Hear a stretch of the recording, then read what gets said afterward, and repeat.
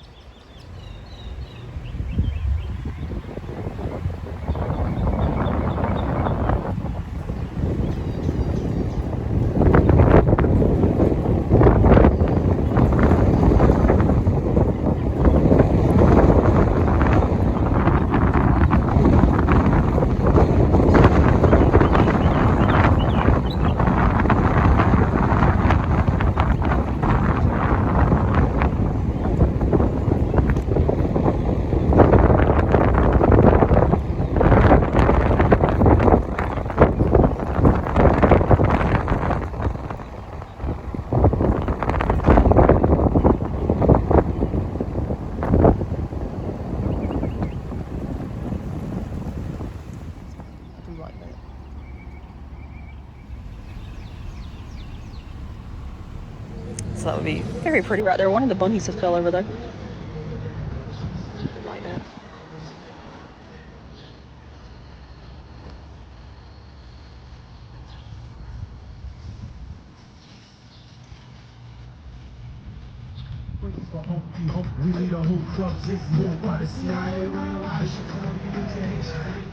Pretty. Stop bunny.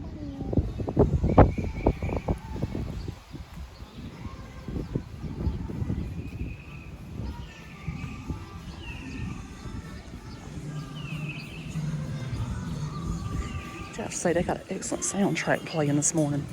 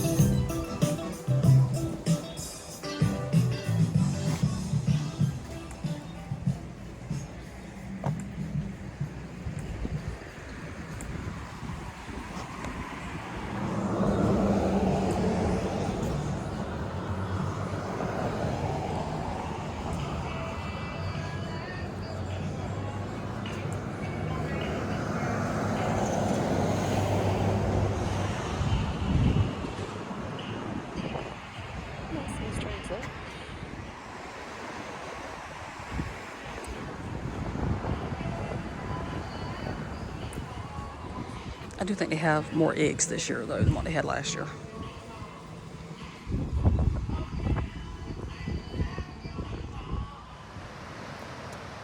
Just a swing.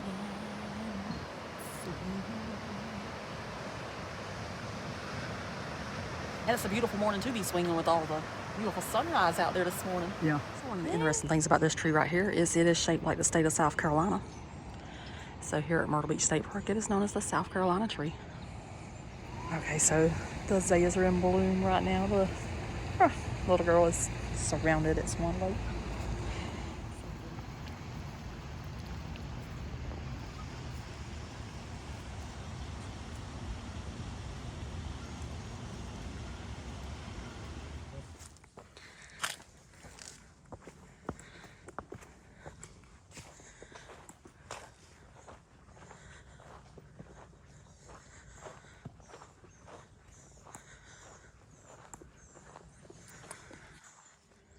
And that's General Thomas Sumter's grave right there.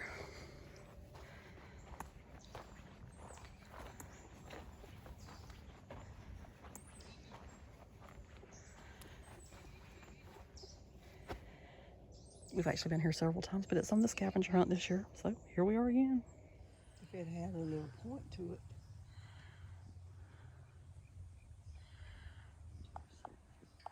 Who? Mom. Well, you know where it's at? Yep. Let's go. Oh, that is pretty.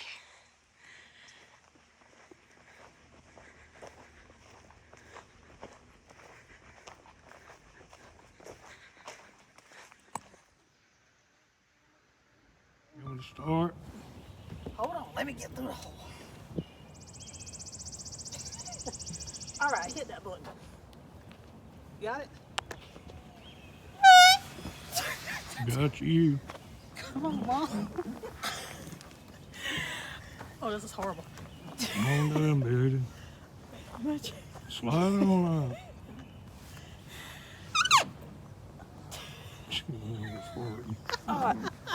Got it?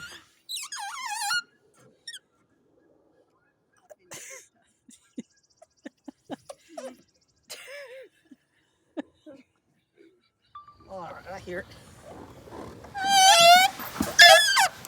Moving, come on up. I won again. I don't care what you want or not.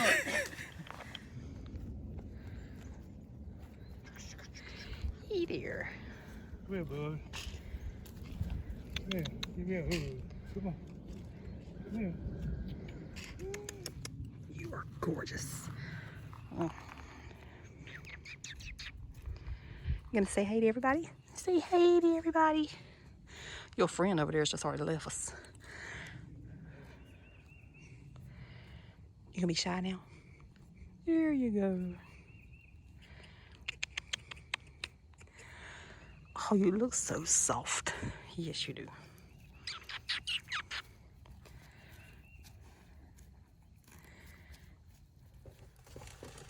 On the road again.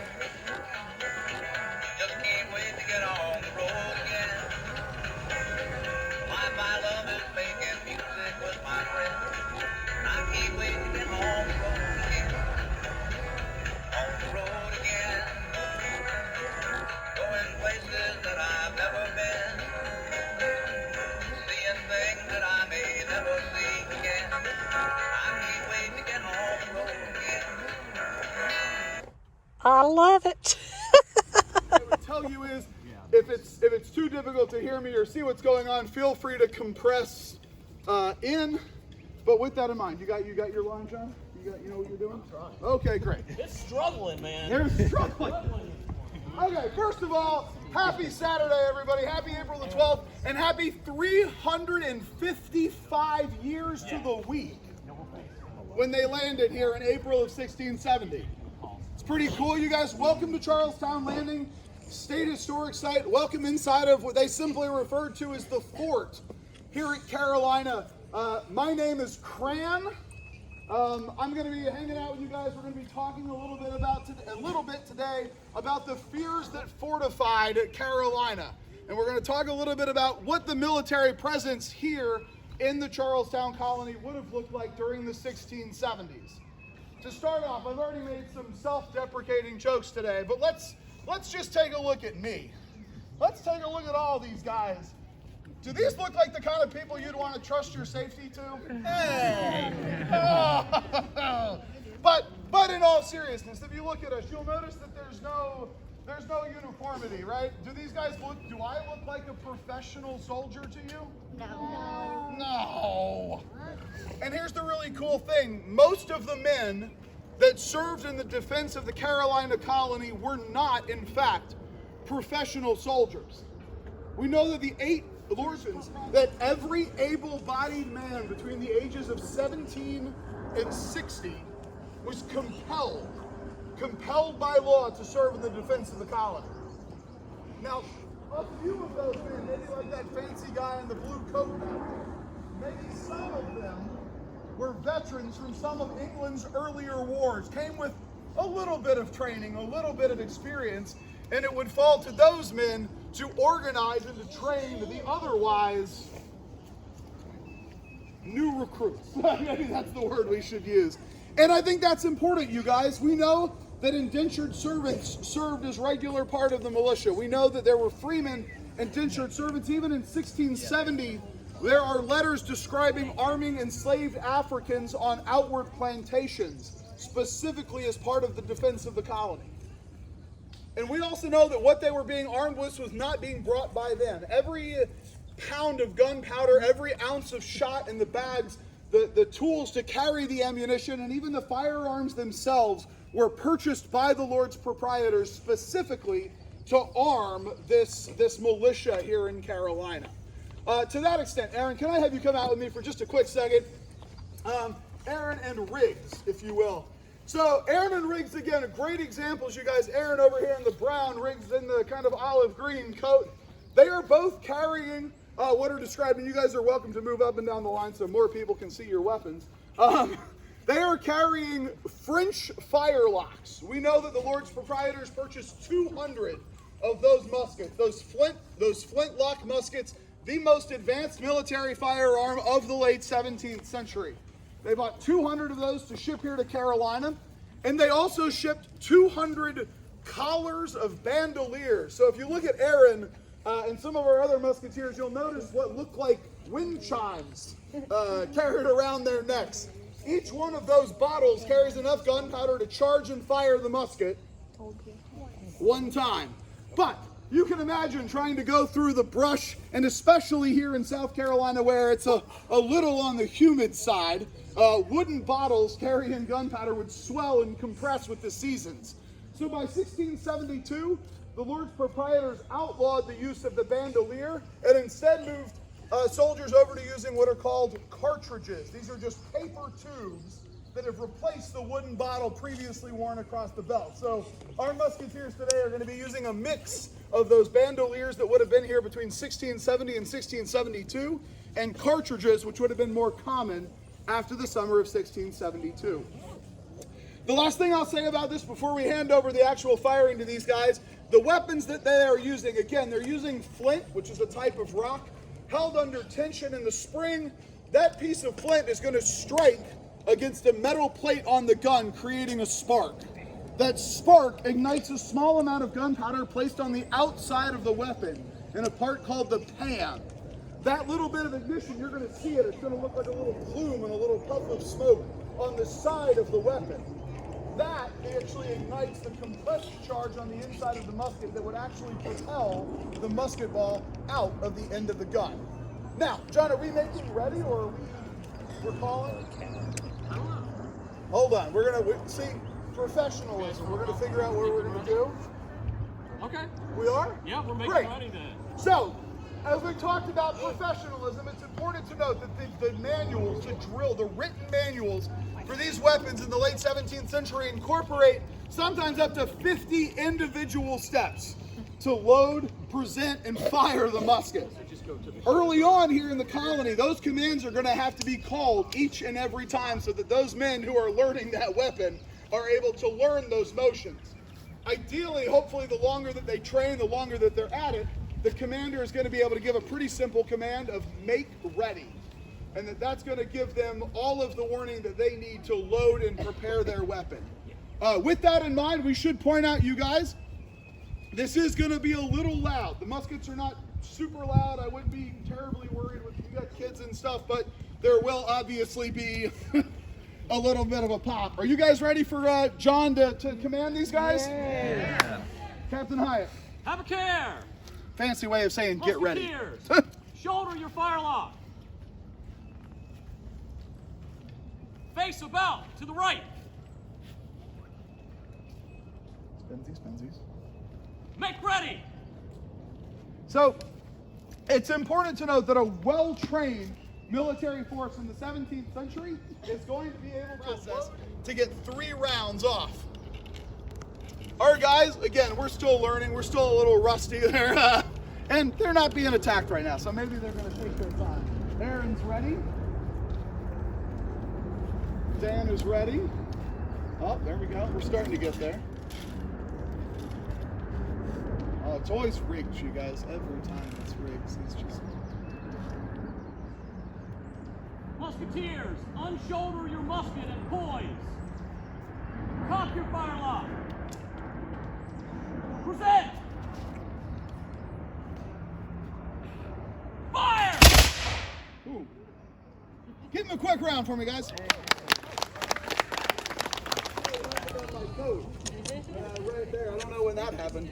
Oops. Have a care. Musketeers, you may dismiss. Let's take a couple of quick seconds to talk about the defense of the colony, right? Charlestown was settled here on what they knew as Albemarle Point. Quick question for you guys. Is this where the city of Charleston still is today? No. Where's it at? It's over that way. So here's the thing. If you've been out here and you've talked to me before, I apologize if you've heard this, right? They never intended this to be the permanent home of Charlestown. When they arrived here in 1670, they very much understood that the peninsula was the best place to build a long-lasting settlement. Access to deep water, it's better for trade, it's better for commerce. But in those early years, it is also very, very difficult to defend against a naval attack. And so they chose this spot not because it's the best place to build a town, but because it was the easiest place to defend. In fact, William Owen in 1670, when he was describing the fortifications, said the northern side of the fort was only defended by a palisade wall that covered a distance of about 50 yards. Because the rest of the property was surrounded by marshes and impenetrable creeks that foot soldiers would not have been able to easily cross.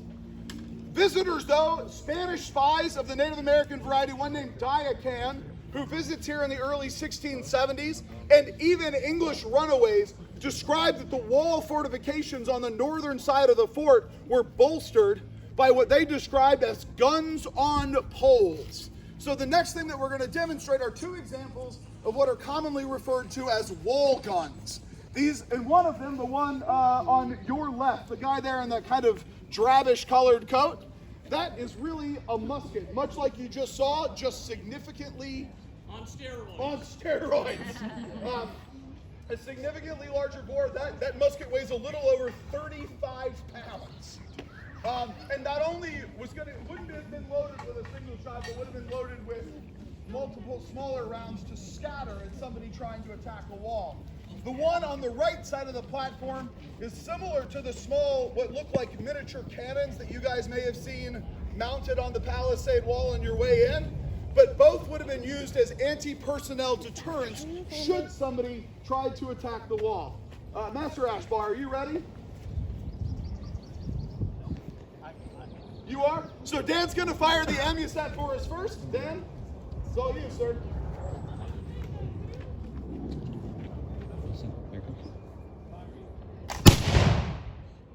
Nice, give him, come on. You can give him a round of applause, that's fine. Our weapons able to be mounted onto the walls, but let's be fair. John, this is not a good sign. It's the first program of the day, and my voice is already starting to go. The horse is coming out. We call my alter ego when my voice gets tired the horse. So let's be frank though, you guys, as we look around at this fort, it's not the wooden palisade wall, right? It's not muskets that are going to stop our jealous neighbor from the south from trying to dislodge this English settlement at Charlestown. It's going to be the great guns on the Ashley.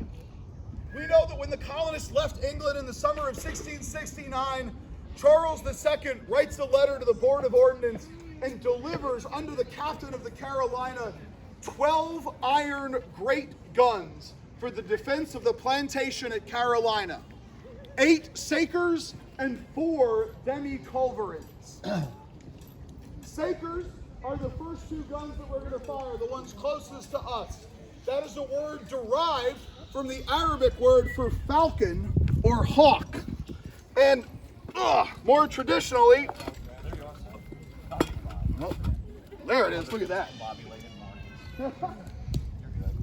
Traditionally, the Saker is going to fire a roughly 3 1/4 inch diameter iron ball.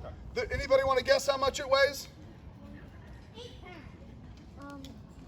7 pounds. 7, that's pretty close. 6. The Saker is going to fire a 6-pound iron ball. The big gun on the end, the Demi Culverin, fires about a 4 1/2 inch diameter shot.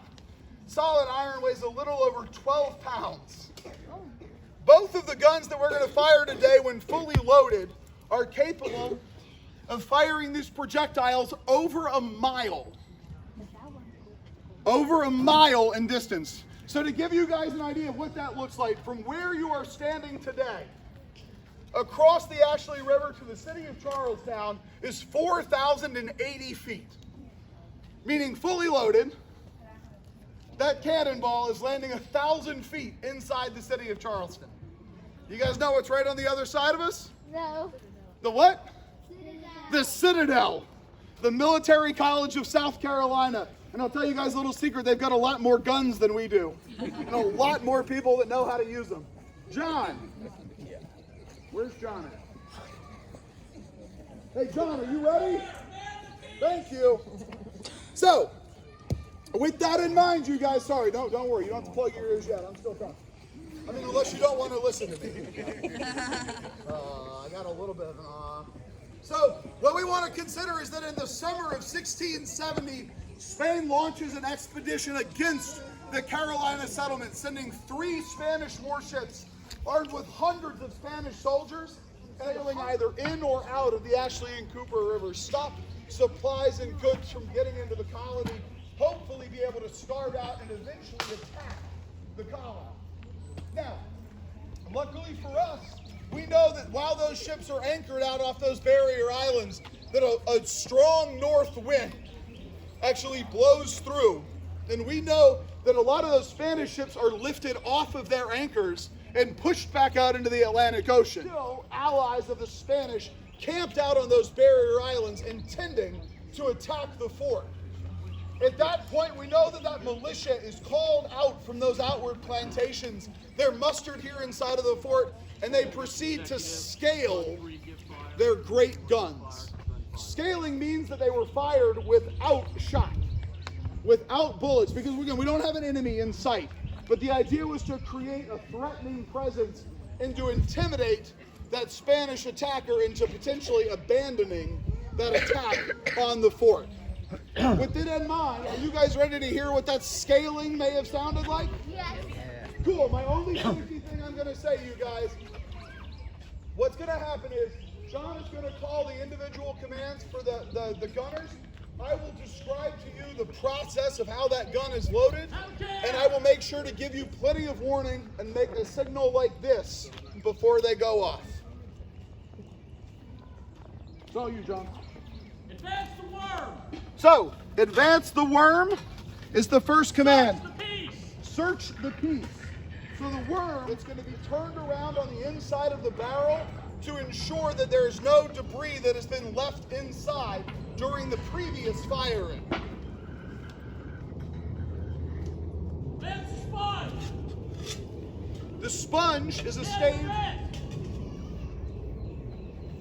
You're listening. Sponge the piece. What they're doing now is making sure that air can travel through the muzzle of the gun and up to the vent. Next, the gunner on the back left is going to use his thumb to seal up Advance that the vent charge. on the back of the gun to make sure that sparks can't get inside while the cartridge is loaded. And you guys can see in my hand an example of one of those cartridges. This is a pre-measured amount of gunpowder for each gun that would have been carried to the gun in either a leather box or in a brass tube. Now that gunpowder is pretty unique. It is only an explosive under 2 Charge the conditions. piece. It has to be confined and it has to be compressed. So we confine the gunpowder by obviously placing it inside of the gun for that Rev down compression. the charge.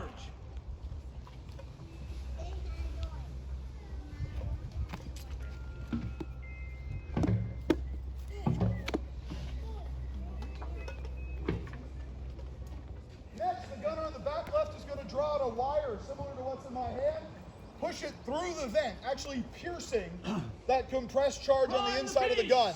And then, taking a pre-measured amount of gunpowder in a small flask or a bottle, and actually pouring that loose gunpowder down the vent and creating a sort of fuse or trail from the charge inside the gun to that trail of loose gunpowder on top of the barrel. That trail of powder will be ignited by a burning piece of rope called match cord, and that's what's going to set off the chain reaction.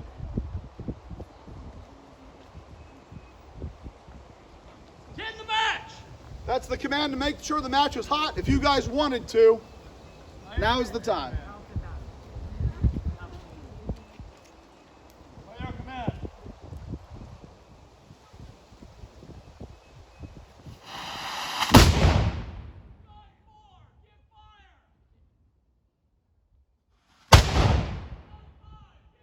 One more.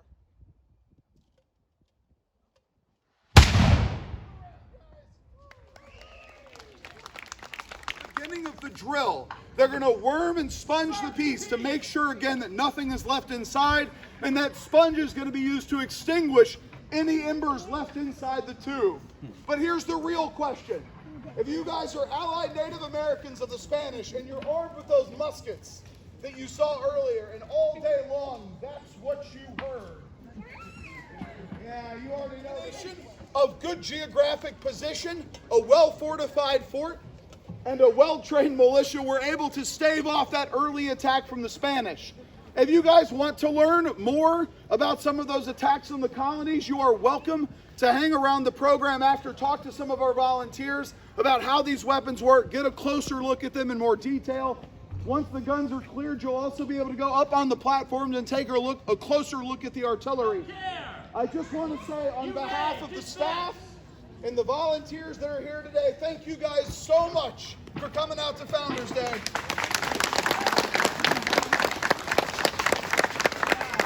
Woo!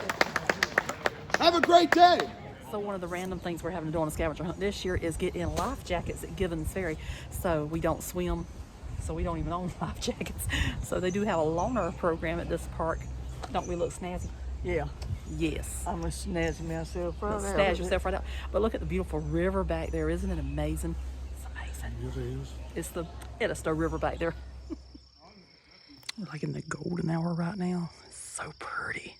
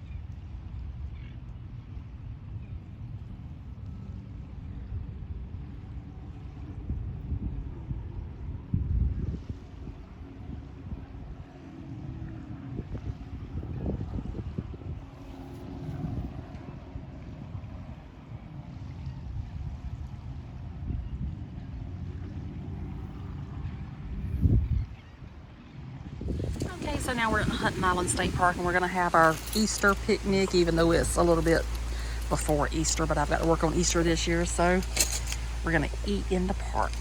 Dad's over there, Mom's over there. We got chicken salad, coleslaw, strawberries, cantaloupe,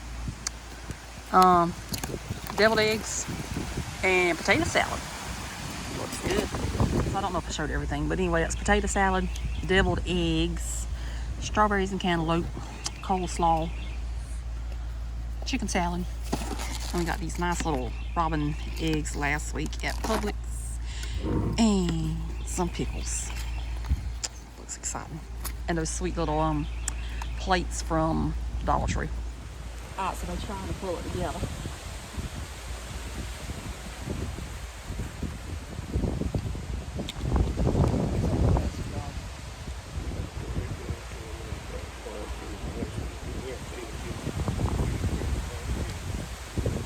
I don't know if you can hear that, but that was Dad's classic lesson of the food. But this is our Easter meal without it being our Easter meal, but we're showing it in the video because I got to work 7 to 4 on Easter this year.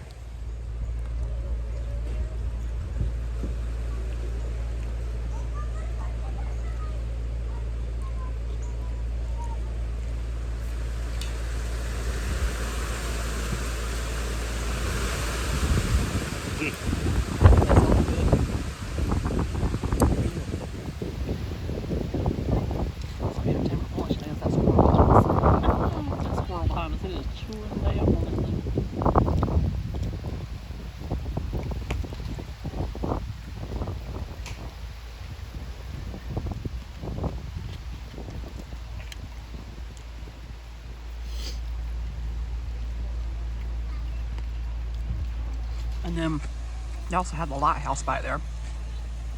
They were having to work on that, so they got it stabilized up there with the structure.